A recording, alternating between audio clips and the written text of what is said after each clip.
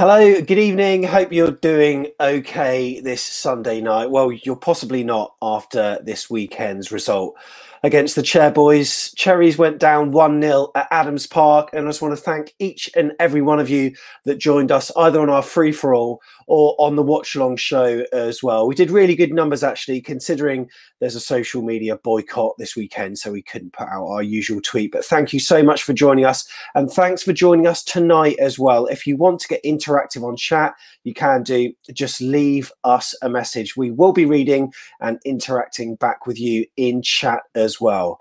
Of course, it's a second look, so that means we're going to be going through the match with our podcast team. So we've got Jeff Hayward here. Jeff, how are you? A little bit baffled by yesterday, you could say. Left me wondering. Yeah, it did. Tom, Jordan, you weren't on the seat of your pants against the Chairboys, were you? No, it wasn't the most enjoyable game, but our players certainly had the deck chairs out, didn't they? Not good. And Tigz, how are you, sir? Yeah, I'm not too worried about yesterday. I mean, I'll still be cheering the boys on when we get into the playoffs. Well, this week I didn't prompt you, so I'm very, very pleased with some of these puns that we've had. But Tom, I'll start with you. Not a great day yesterday, was it? No, it wasn't. Like I say, made probably more changes than we expected, but still looked like we had a decent team on paper. But just didn't happen from minute one, did it? Really, nothing really got going. It was really not a good watch. Wasn't an enjoyable game, but we got bigger fish to fry. So it's the best time to lose, I suppose. But hopefully we'd have learned from that. You look at teams like Brentford, though, Jeff. And they dispatched Watford 2-0. Congratulations to Norwich City, by the way, on winning the title. Well deserved. Did Watford come second again? They did. Always the bridesmaid, eh? But Jeff, Brentford have got that bit of momentum. And I don't know how many players they rested yesterday, but they didn't need to. But they convincingly beat the Hornets. And they're going to be feeling positive now. And we are feeling the opposite. I think Brentford, after the last couple of weeks, are going to feel that it's theirs to lose. You know, they've done the double over us. They're on a good run of form. They've started winning again instead of drawing. And I would be full of confidence if I'm a Bees fan. I think they're in the best place of all the teams going into the playoffs. Yeah, they are. And Tigz, we did make changes heavily. And it almost reminded me of the early JT days where we almost over-rotated for the sake of it. There is some necessity this time with huge matches ahead. We can see why he did it. It's a bit of a balancing act for him, wasn't it? Yeah, it was. I suppose the thing about it is, well, interesting how many of those players have played a game for Woodgate before, or more than one game for Woodgate. Not many. So in his whole time there, he's been sticking with that same team, and he's not been rotating, and then he's brought these players in. So maybe we can't be too surprised by the result. No, we can't be. I mean, we had Jack Wilshere in, Tom, and a lot of us were so pleased when he joined us for a second time on loan. But it's fair to say his stint's not been as effective this time. It hasn't. And it was surprising yesterday. I thought he'd be able to really control the game for us in midfield. But yeah, and quite happy for him. What I will say is I think Woodgate will be thankful for him, because Woodgate's first game, he was the man of the match against Birmingham when he scored that weird header. But he was unbelievable that game. And that was, like I say, that was Woodgate's first game. So that put us on a good little mini run at the time. So he has played his part, and you always look at things like, has he made people like Pearson step up a little bit because they know they've got a quality player like Jack Wilshere behind them? Philip Billing has looked better since Jack Wilshere's come in. But yeah, it's a difficult one. I always thought Jack would kind of come in and out of the team because of his fitness. I still think it's the same. As soon as he got to about 80 minutes yesterday, he went down, and you thought, when was the last time he played 80 minutes for a club? It's probably over a year, probably even more than that, you know, without looking. And yeah, he's that type of player now. It's a real shame. But yeah, I wanted him to control the game a bit more yesterday. I really felt he could against that sort of side. But yeah, he's definitely not the same Jack Wilshere as we saw first time around. But I'm still happy with him in and around the squad, and I still think he could be called upon in the playoffs if we need a bit of invention. And that he has still got that quality in there. Like I say, let's not forget how well he did Woodgate's first game. I think in that formation 4-3-3, Jack has been picked to play as a sort of the guy who picks it up from the back four. You know, he's the most withdrawn of those midfielders. Which, when Pearson plays with Lerma, I think Pearson does that role, and I'm not sure that is Jack's best position. I would prefer him to be a bit more advanced. And whether they were trying that yesterday, he just didn't seem to. He didn't seem to play the through balls that he played in that Birmingham game. I think you're right there, Tom. He was great in that game, and he was playing a more advanced role. But when he's withdrawn, I think it exposes his lack of pace, which, you know, hasn't played many games. I don't think he's necessarily always been blessed with great speed. And the number of times yesterday that as soon as he got the ball, they ganged up on him, and he lost it. And I think, you know, losing the ball and not getting it back. You know, Jack is not great at defensive play. So, yeah, I don't think it plays to his strengths playing that two withdrawn role. Anyway, you know, just an observation. It's like the champion. Go on, sorry, Jeff. No, I just don't think he had a brilliant game yesterday, and that was disappointing. We need that authority in midfield, and we didn't get it yesterday. It's almost like the Championship is like the anti-Jack league, isn't it? Because we know if he's going to play in that position, he could probably pick out a perfect pass to feet from great distance, but he needs time to do that, and he's not given any time to do that in the way that the Championship works. And equally, you know, we know he can cross the ball, but he's not got the time to get in those positions to find somebody. So yeah, it's an odd thing. You do need him more advanced if you're going to get anything out of him, but you also need to find some time for him. So it's a bit like we talked about Billing last week, isn't it? You know, you've got the two players behind doing the work for him, doing the dirty work. If Jack hasn't got that, it's not fair to ask Jack to do that. I think Lewis Cook's adapted to be able to do that more and more. And I think in Woodgate's head, he said, I've lost Lewis Cook. Who's next in my pecking order? Oh, you know, Jack might be able to do that role. But it's going to take a long time. That's not how he's played football his whole career, is it really? No, I think if we look at it, really, like I say, when he first come in, Jack, he was playing advanced and he was doing quite well, and we were all really happy.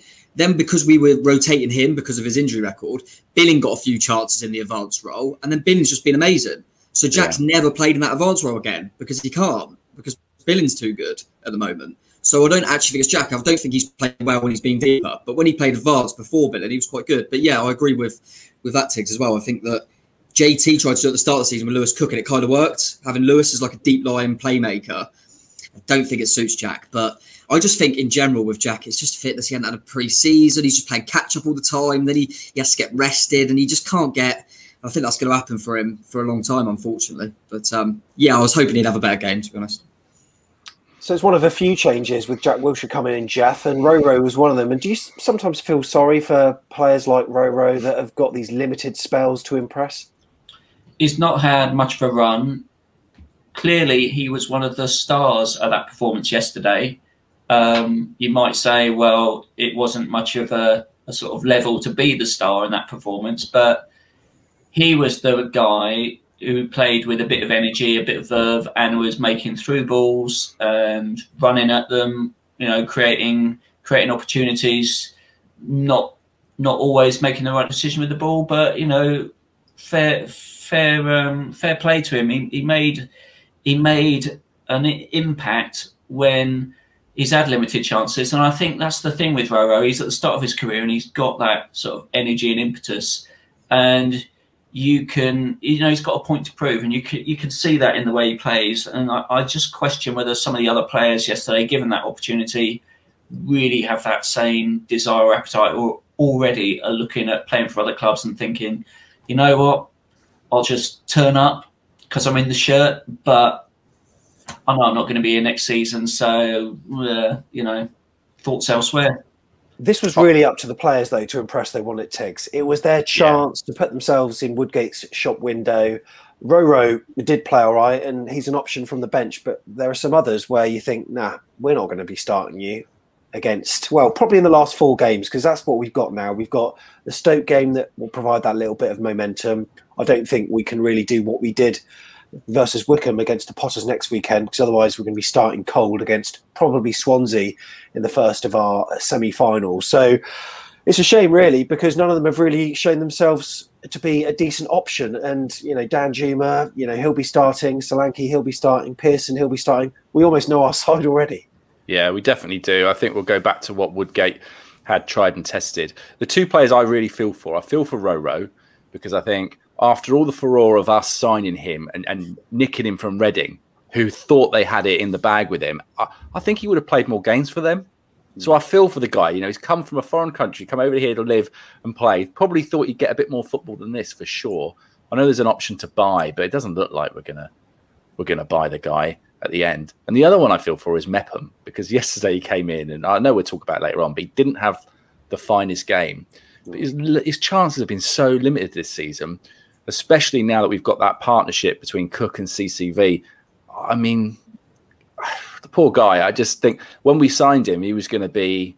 Everyone was talking about how great he was as a player. He's playing international football for Wales regularly. He's in their side, but he can't get into ours. I think that, and we're never going to see him play well unless he's given a chance, given a string of games. I just don't think he's going to get that chance. So, do we know what the issue was with Steve Cook, Tom?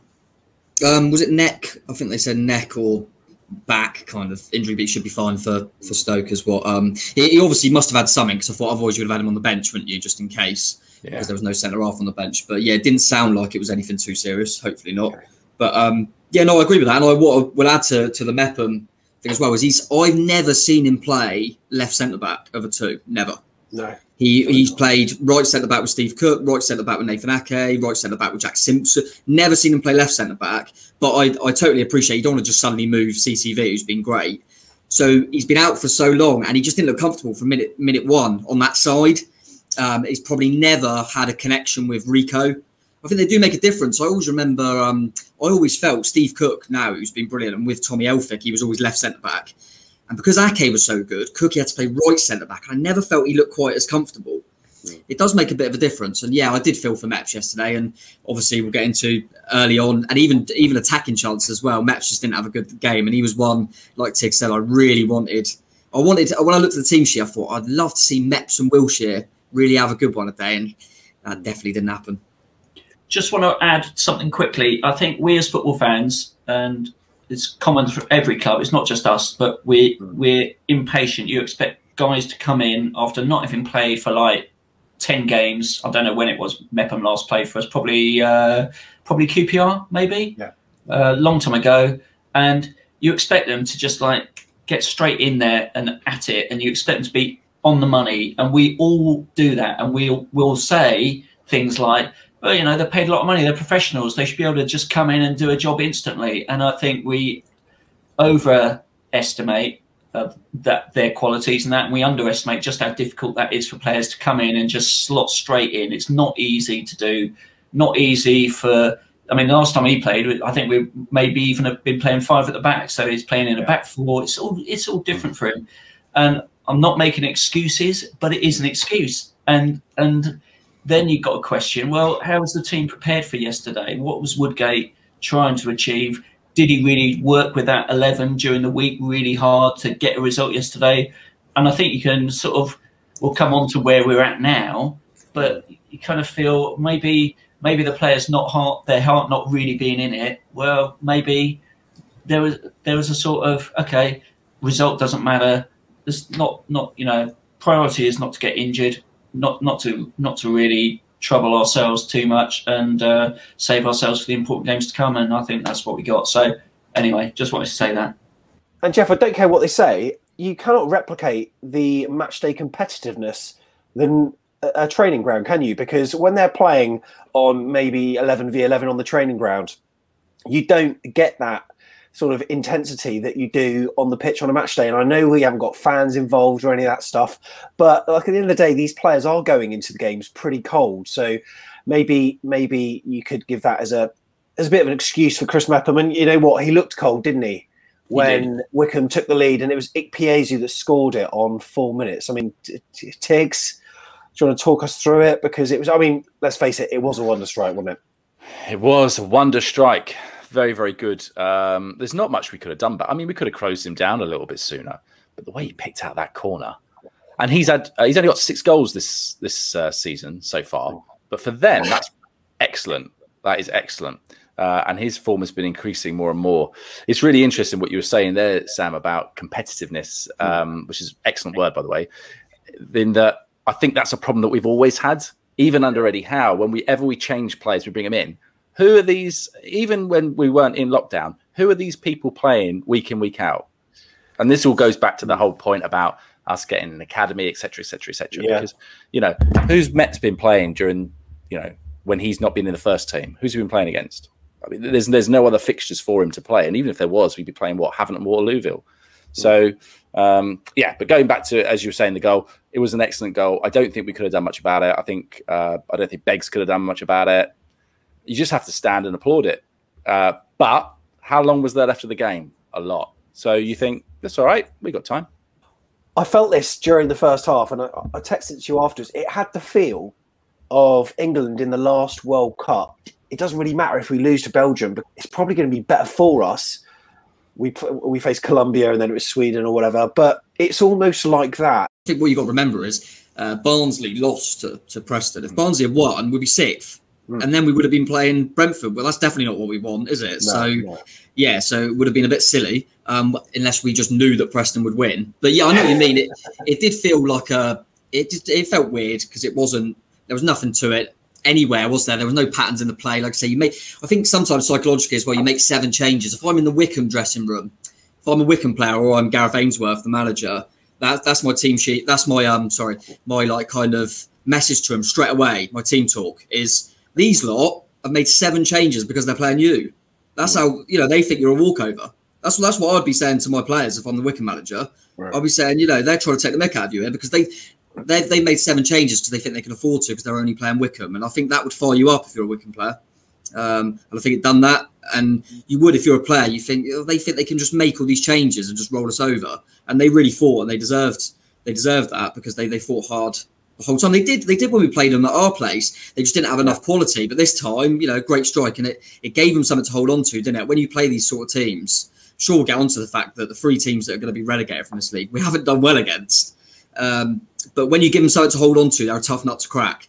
And I know it's a bit of a cliche, but they're the type of teams you need to get an early goal just to kill that, because you give them something to hang on to and they'll scrap all game long. And that's what Wycombe did to their credit. Yeah, let's face it, Jeff, I think we do need to pay them some credit because they were so well defensively drilled. You know, as poor as we were, they made us poor in certain circumstances. And I thought they were a really good side. And, you know, you look at it as a neutral, you wouldn't have ever known which team was at the top of the league and which team was at the bottom.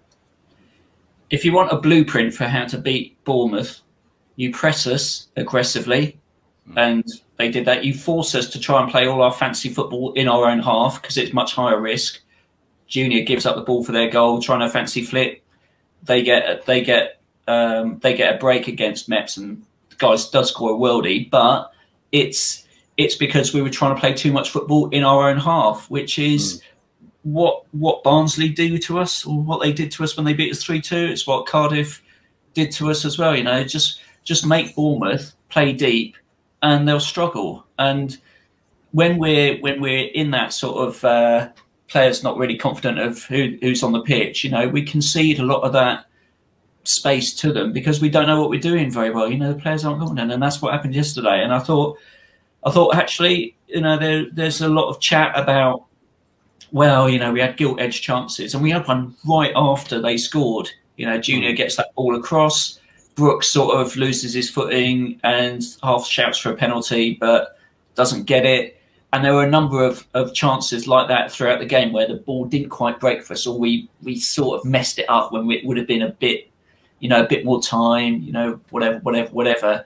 But you can say we were unlucky, and we had chances to score 5 good goals yesterday. We didn't score one.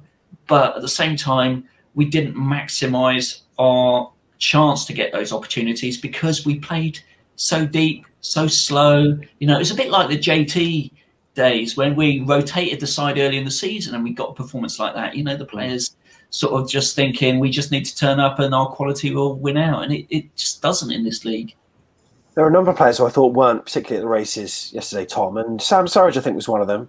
But you're not convinced that not being part of the 2 helps him? No, I just don't see Sam as that sort of player. I said it before the game. I like him off the bench. I think he's a really good option because he's going to hassle, and he is good for a goal off the bench, as we've seen. And I quite like when he's been up there with Dom as well. But what Dom gives you when you're a lone striker, if you like, you've got to bring the other players into play. be good at link ups, be able to drop off and link up and get people like Brooks, Stanislas, Raquelme into the game. Dom's very good at that, which is why I think quite a lot of the time we almost excuse sometimes when he has a bit of a goal drought, because he's so good at linking the play and we see what he does. And Sam's never been that. He's not a link up player. And I felt him on his own. I thought that's going to be a struggle for him. He'll run hard for you all day long and he'll work his socks off. He'll win a few fouls for you, but he's not going to bring the others into play. And obviously, yeah, the chance he had as well. That was one I really thought he would take. Kind of come across goal. Thought it would be a nice chance for him, a little poacher's finish, and he just sliced it. But I like Sudge, and I totally get why you'd give him an opportunity. I think when we look at in general, when we look at the kind of rotation and things like that, I think that's what you got to say as well. If he doesn't play Surridge and he goes with Solanke, say, and then Solanke would get injured, say, in the first playoff game, Woodgate would say, my strikers ain't ready. I need to play one of the strikers just in case, because otherwise we're going to be relying on them in the playoffs and they ain't ready because Dom Solanke just starts every game. Yeah. And you need these players to be ready if they're called upon. So, you know, Steve Cook or Carter Vickers get to knock in the first playoff game.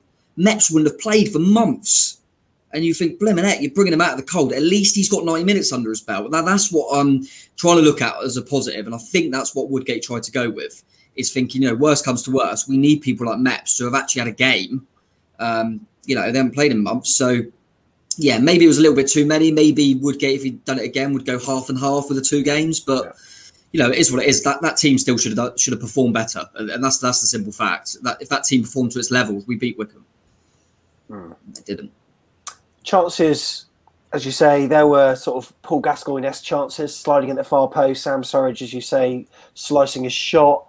Other than that, it was very sporadic. Junior Stanislas was having a little bit of joy early doors down the left, which is his favoured position, but, you know, didn't really do anything to sell himself in that spot over Danjuma, I've got to say. But our clearest chance, I mean, we all know which chance that is later on into the game, Tigz, was David Brooks, who did most of it right, didn't he? Brilliant.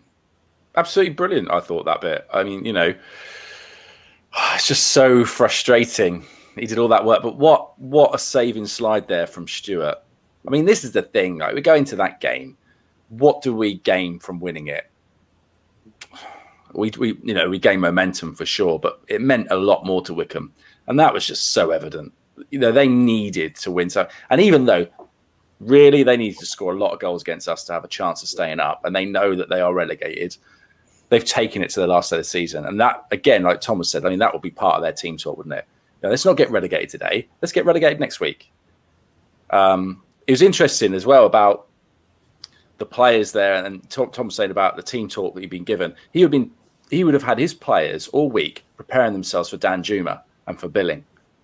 So actually, it was interesting for me that the only player that I really saw glimpses, I mean, Pearson I thought was good, but Roro I thought did really well. And I wonder if that's because he's a different kind of player to Billing. So maybe that wasn't the kind of thing they were expecting.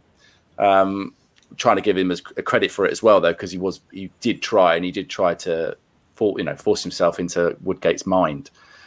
But Brooks, absent for long periods of the game, but that's what he is, isn't he? He brings those moments of quality when you don't really expect them. And I think if we'd scored there, it would have been good to have got a draw. I still don't think we would have won the game, though. No, I don't think we would have. But the stats, Jeff, I mean, they're absolutely damning, aren't they, really? I mean, whilst we are better in terms of percentage-wise of possession, you're looking at the shots, and we only got 2 shots on target, which I don't care who you're playing. The attacking quality that we've got, 2 is worrying. It's woeful. There were 2 things that really stood out for me yesterday. The slowness of some of our play, which felt, again, a bit JT-esque. I thought we'd got that out of our system, you know, possession for possession's sake, number of times, players. I mean, I kind of lost track when Jack would get the ball. Jack Stacey would be getting the ball deep inside their half on the wing. Rather than put the ball in the box, just pass it back. And the ball ends up in our half again. You know, it goes back to the back 4 and they're playing it around and you think, hang on a minute, we were just up in the final third. Get the ball in. Get it in the box. And it was all of that slowness which just helped Wycombe get organised and made them look better. And a number of times when we were breaking beyond their midfield, rather than play a pass that might be a percentage pass, we'd rather hold the ball and turn back and keep possession. And I think that kind of slowness of thought and lack of bravery was really, really evident yesterday. And that lack of bravery as well seems to be a bravery in the final third, where we make poor decisions when we got the ball out wide. Just a number of times yesterday, you know, Jack would be down the flank, get behind their back four and put a ball in that gets cleared by the first defender. Rico would do the same. And you just think, just look up and play a better ball in. Look up and play a better ball in. And I think Brooks not scoring straight after, you know, right, he was looking for the penalty rather than for the tapping. You know, if you're somebody who's going for that goal, you make freaking sure you're going to score that goal. I mean, Tom, you'd have scored that, right? Oh, absolutely, no question. But you know, David Brooks isn't me, Jeff. But no, I agree with what you're saying. I think that the game, in terms of how the game went, it's literally all because of that first goal. Because as soon as Wycombe get a goal after 4 minutes, if you look at any team that are expected to beat another team, you know, in any league, if the team that are near the bottom get a goal very early, they're going to sit back. They'll sit back and they'll frustrate, and you'll think that the better team will have all the ball. But it'll be hard for them to break them down. They'll have to be patient, and they're always going to have possession, and it's how good they are with it. And we just weren't good enough with it. But we were always going to have the ball, and they were always going to frustrate. And that was from us giving them a silly goal early on and not being, you know, and fair play to them as well. And they just frustrated us. My only trying to swing it onto a positive is that you won't get that against teams in the playoffs, because teams in the playoffs think they're as good as us. They are not going to go into games. Or they wouldn't have before yesterday. My only kind of concern now is particularly Barnsley and Swansea. Swansea, the first time we played them, thought we were good. They really respected us at their place, and they just defended us, stuck 10 men behind the ball, and they got a clean sheet. They got a 0-0 against us, which is what they tried to get. Barnsley know how they can beat us. Brentford know how they can beat us. My concern is, if I was, we mentioned it earlier, but if you watch that game yesterday, you go, you know what, actually don't try and attack Bournemouth too much. Frustrate, because you frustrate them. Just frustrate them. Whereas we've done well against kind of better teams. You know, we've said already that we didn't lose to Norwich or Watford, the two teams that have robbed the league, because they try and play football. And we like that. And we'll go, all right, then we'll go toe-to-toe with you. We've got good players. But against the three teams that have gone down, obviously we've played them all twice, 6 times. We won 2 games, haven't we? Yeah. I mean, that's awful. And that's because them teams just frustrate the hell out of us. And it just, and we don't seem to be very good at kind of being patient and finding an opening. We seem to panic and we just go backwards, and we're very predictable. And obviously yesterday, a big part of it was some of them players that can have that unpredictability. People like Dan Juma were obviously rested. So, you know, they will come back in. But that's my, in one way, it's my concern, because there's an obvious way that frustrates us. But on the other hand, it's against the lower teams. Well, we're playing against better footballing teams in the playoffs. Might help us. Who knows? The other thing was that look at the foul count from yesterday. We gave away 17 free kicks in that game. Lots of silly fouls. You know, when we get frustrated, we do that. You know, we're not street smart enough to see when they're going to go for the foul and restrain ourselves. You know, that it was soft, so many times. I think you're right. You know, it's what a number of teams successfully have done to us, and you can also bring Derby into that bottom 4, you know, 8 points out of 24. 16 points gone begging against the bottom 4 sides. And where are those 16 points going to take us? Automatic promotion. I'm trying to be positive. You know, we should learn from that. We'll have better players coming in, and we'll play an 11 that will be energised and determined to get through. And I think that will help us.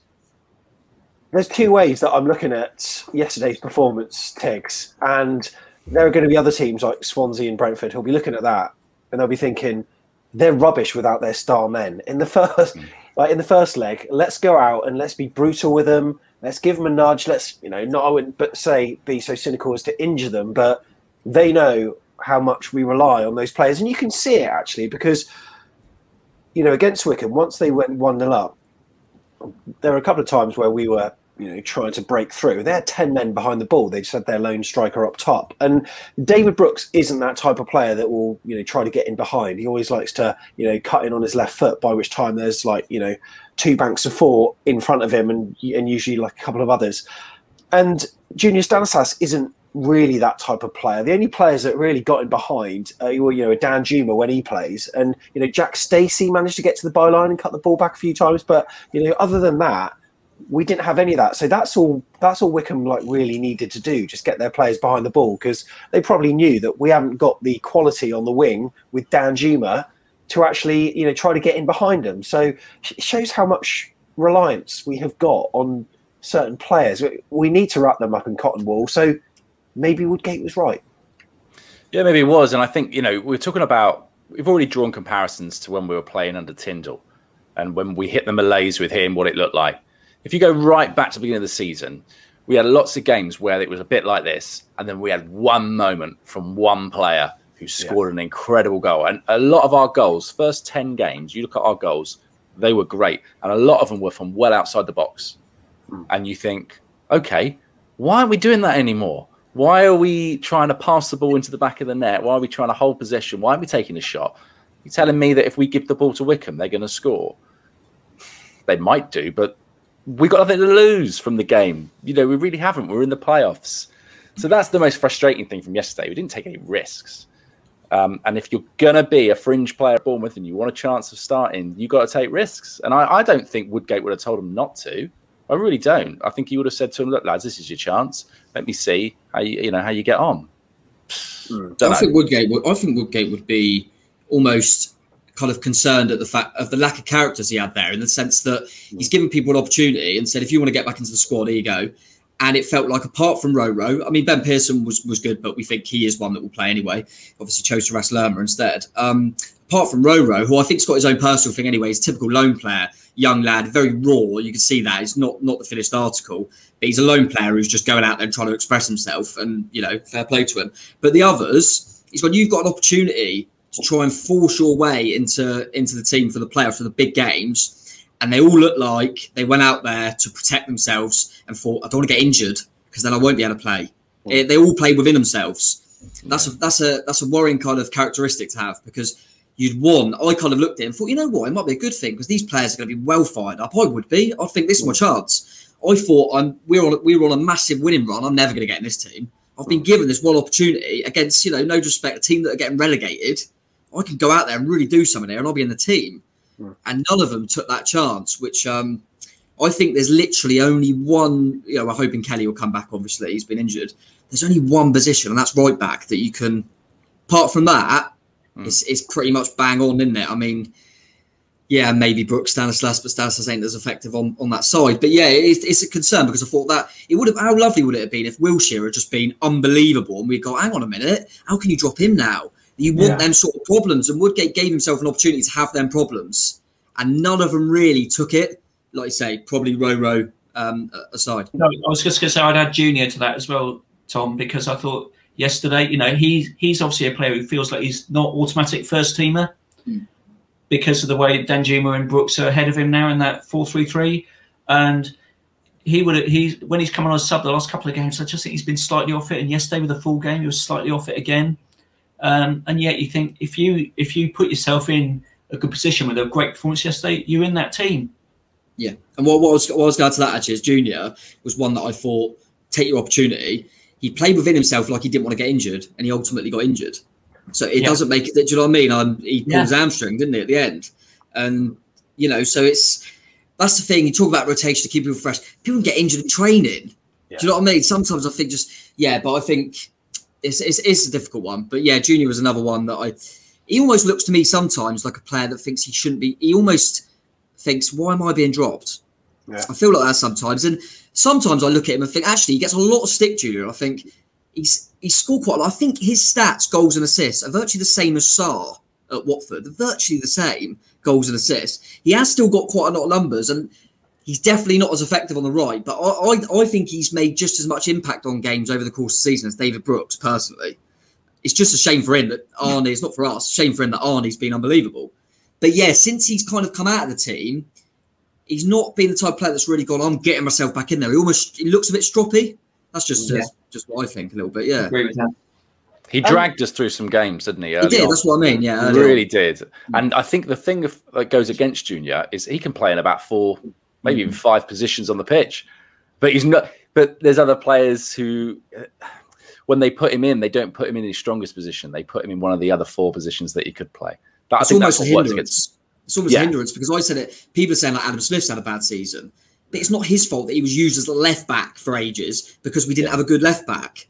Just because he can do a job there, it's not. And then he's right back, then he's on the wing, and yeah, I think sometimes that is a hindrance when you can do a decent job in loads of places. You never get to get your own position down, and maybe we're seeing that with Wilshere as well now, coming in with one manager now, been playing a different role. But yeah, there's loads of things in there with the rotation, but I think we know most of our best players anyway.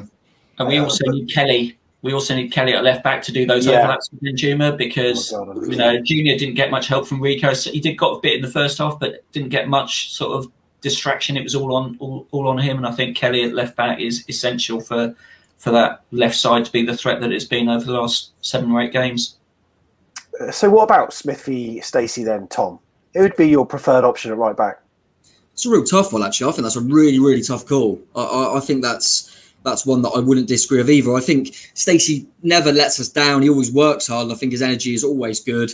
Final ball isn't always there, but then to be fair to him, there was a few times yesterday where he tried to cut it back and it was just Surridge on his own in there. He does get, and he's a good player. He's probably, I'd probably say he's technically a better player than Adam Smith. He's got a lot more qualities than Adam Smith. He's a bit physically bigger.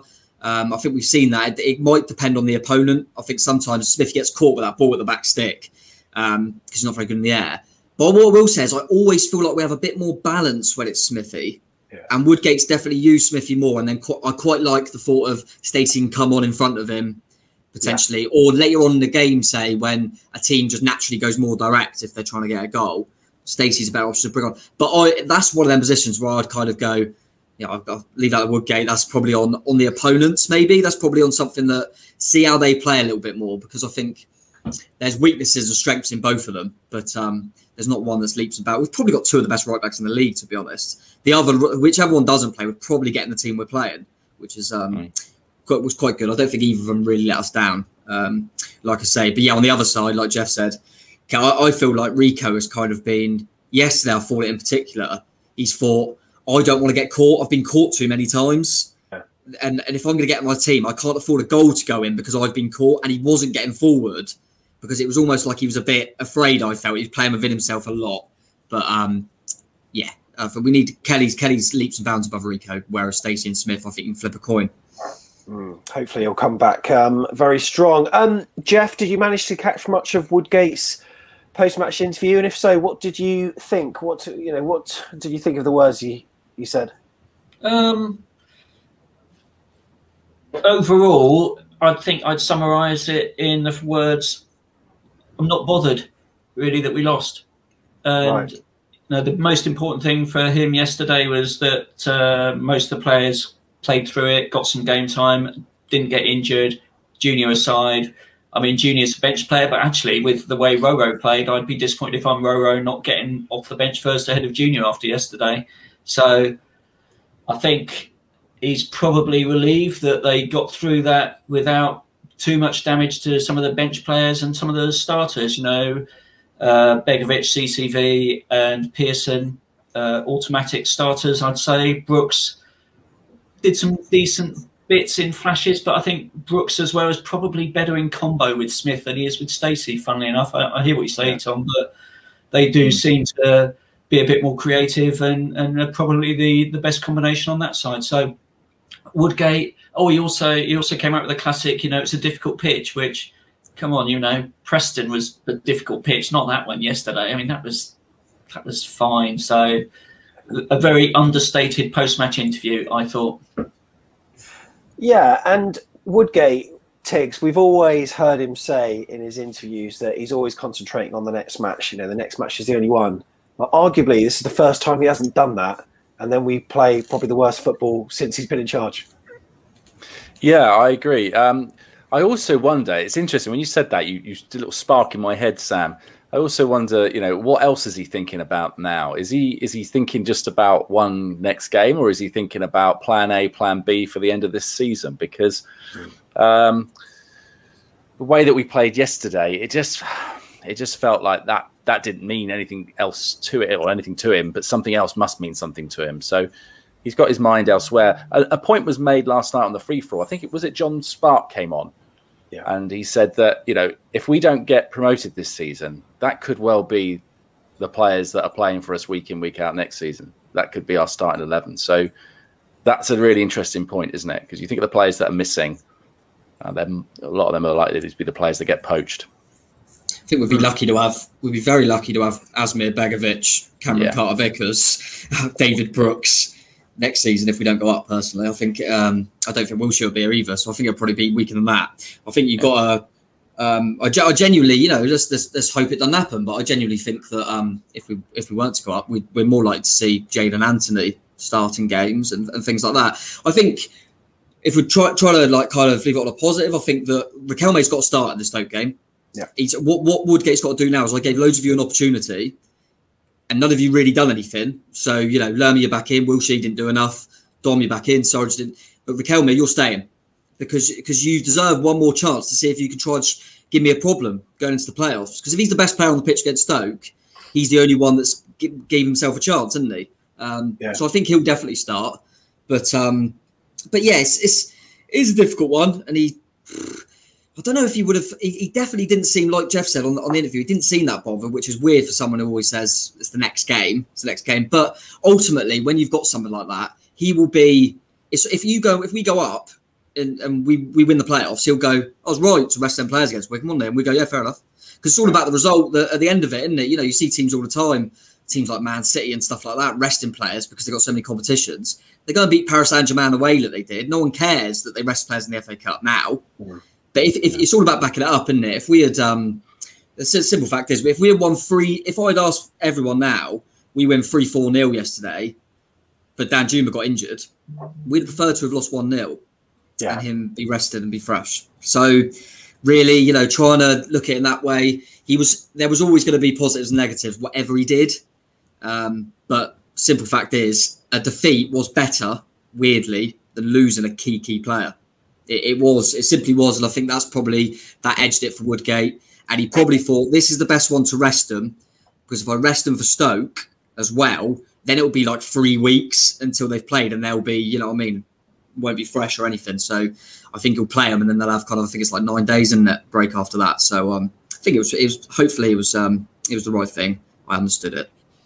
What I found a little bit baffling, not baffling, that's unfair to Woodgate, but I wondered if he was going to change the personnel, why didn't he try changing the formation?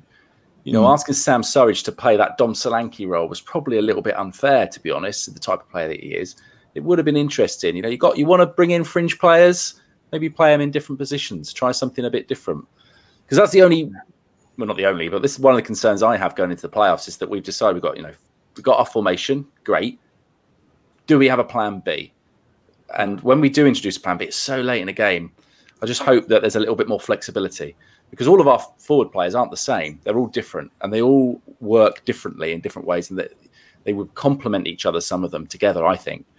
But I just wonder if we're too rigid, if we're going to be too rigid going forward and not prepared to change that. Yeah, Jeff, you know, the media are now going to be looking at this result and they're going to be dictating how our form is based on it. I mean, had we beat Wycombe and if we win next week, it would be, 9 wins in 10. But now they're going to be looking at 2 defeats in 3. That's our form that's going into the playoffs. Does it really matter? Well, you can look at evidence in a number of ways. And Villa, when they got promoted a couple of seasons ago, went on a terrific run and then stumbled going into the playoffs and actually scraped through, but still got up. So you can look at that.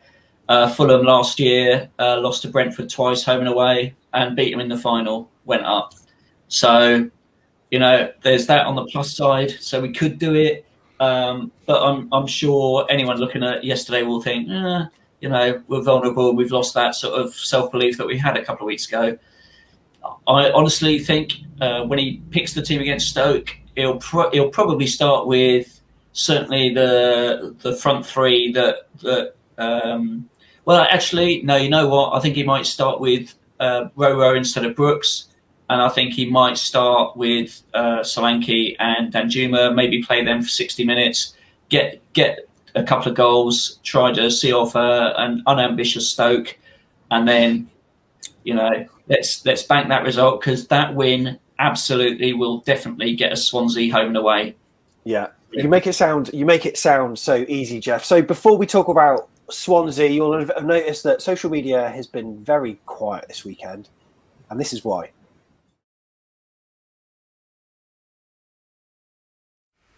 So this weekend, you'll have seen that a number of clubs up and down the country, not only football clubs, but lots of sports clubs and organisations based around sport, are boycotting social media. They're doing it in protest at the ease at which people are able to discriminate without reprisal online.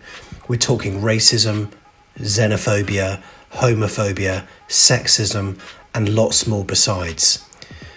Players and many others have been discriminated against online, and some of it is incredibly hurtful with some of the worst possible words used. And yet the mindless and faceless trolls, they can just get away with it. They can walk away from their keyboards and carry on with life. So whilst a boycott won't necessarily stop or solve the issue, what it will do is make the social media companies stand up and take notice, because ultimately the lack of engagement from staff and senior members of the FA, the Premier League, the EFL, the Women's Super League, the Women's Championship, the PFA, the LMA, the PGMOL, Kick It Out, the FSA, all of that will ultimately hit social media companies in the pocket, because engagement levels will be really bad and really low. The impressions on ads will take a dive, and as a result, the cash they generate from their ads will dip. Believe me, they will notice. So many football fans have joined their clubs and the organisations that they follow to back the initiative, and it's because it's the right thing to do. And there is discrimination and hate at all levels. Now, even as an AFC Bournemouth podcast and YouTube channel, we've had it too. Targeted hate. It's low and it's pathetic. On a couple of occasions, we've been able to backtrace the perpetrators and the instigators of this hate, and we've been able to flag it up with them and hopefully stop it from happening again. However, on most occasions, it's anonymous and there's no way to trace it back. And this is the problem, because social networks, they could do more, but they don't. So here at Back of the Net, we've joined them this weekend to boycott any engagement on social media, thereby maybe giving the social networks a little bit of a nudge, hopefully persuading them into making a change. But YouTube is social media, right? Yes, it is, but the difference is we can control the live chats and the comments that appear on screen, so we can take responsibility where people like Twitter cannot. Plus, during a time where a lot of us are all isolated, the conversation needs to continue, right? During the last year, we've been humbled and amazed by some of the direct messages that we've had from people telling us that they've loved the various shows that we've put out, which has really kept us going, I've got to say. Whether it's things that they can take part in themselves, like a free-for-all, or shows that they can engage in through chat, like a second look or a watch-along, an interview or a press pass, something like that. So that's why we're doing this today. I almost feel like we've got a duty of care to keep all the YouTube stuff going. So just so you know, yes, we're still on YouTube. We're still at the end of a direct message, and we'll also invite you to interact on today's show as well. But naturally, we're looking forward to getting back to chatting on social media ASAP, with the hope that soon there will be the change that enables it to be a safer and more kind place. Fingers crossed, eh? Up the cherries.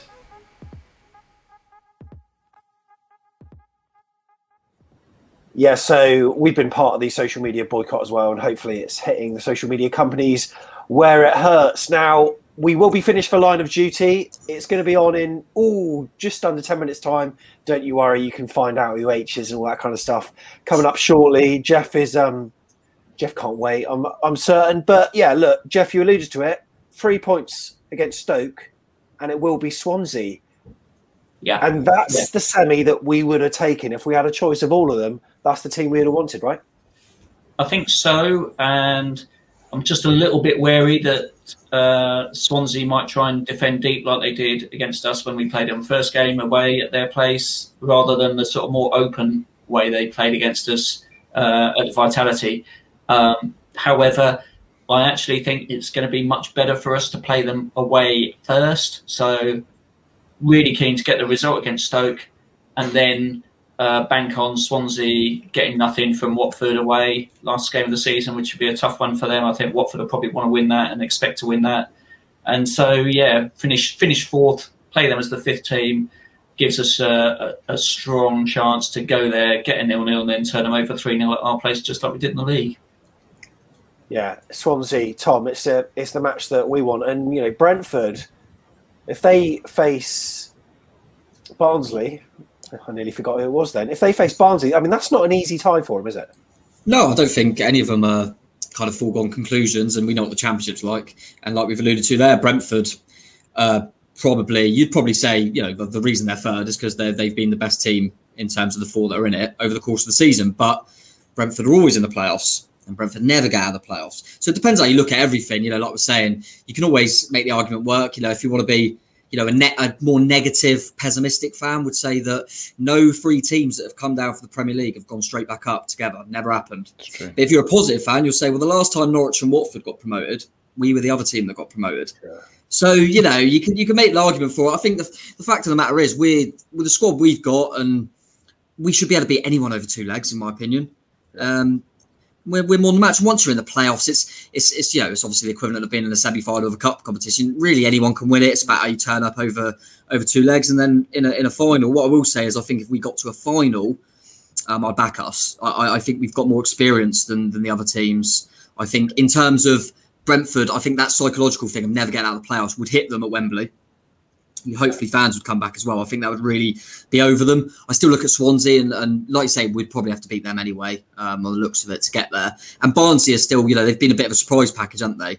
But still lack a bit of experience. So I'm still quite confident. It's difficult when you're invested in it, but I think if you were a neutral, I think you would still be looking at Bournemouth and saying they've just got a little bit too much. And because of the Brentford thing, everyone every year thinks Brentford are going to do it and don't. So I still think we'd be the favourites personally, but anything can happen in the playoffs.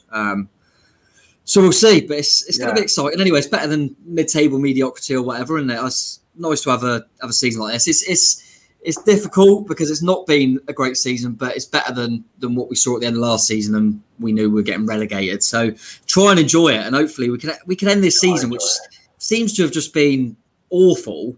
We can end it with going up at Wembley.